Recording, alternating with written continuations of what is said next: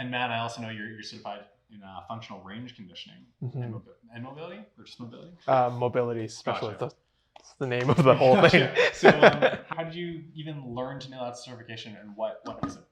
So I was looking for something to help me do better in powerlifting and something that also helped with injury prevention. Yeah. And so I took that course kind of not knowing what it really was about, but 2 weeks prior to the course, they released all their lecture videos online. So I had a nice, good understanding of what they were going to talk about. And so basically their whole philosophy entails around joint strengthening, understanding like the difference between like what they call passive stretching versus active stretching, understanding what that is, or how to expand ranges of motion, how that can limit someone.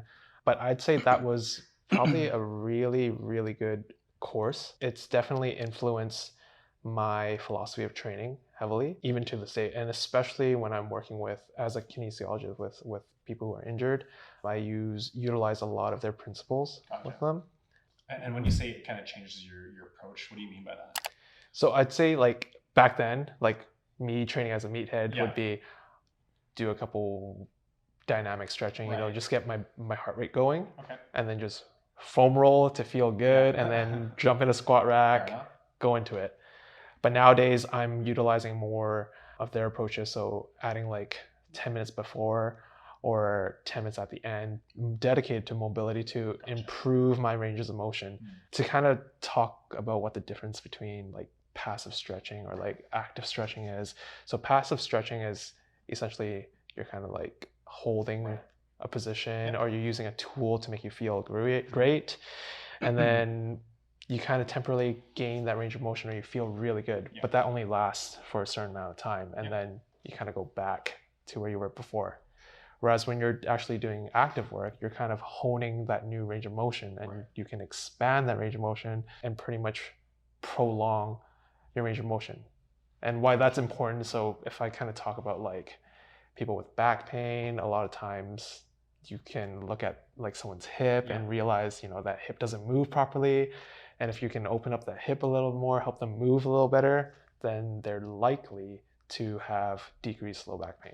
Not saying that's the way to fix low back pain. That's just one aspect and one element. Gotcha. So very clear that you've used it in your career. But in terms of, you know, just getting the certification is a very standard of just looking up online, trying to find an exam date. So for the FRC, it's a little different from the CSCS. So I believe it's around $1,000 US, and you just basically sign up for the course, and then 2 weeks prior to the certification date, you get released all the lecture videos, and then on the day of it, so it's typically a 2-day seminar. So you would attend the seminar.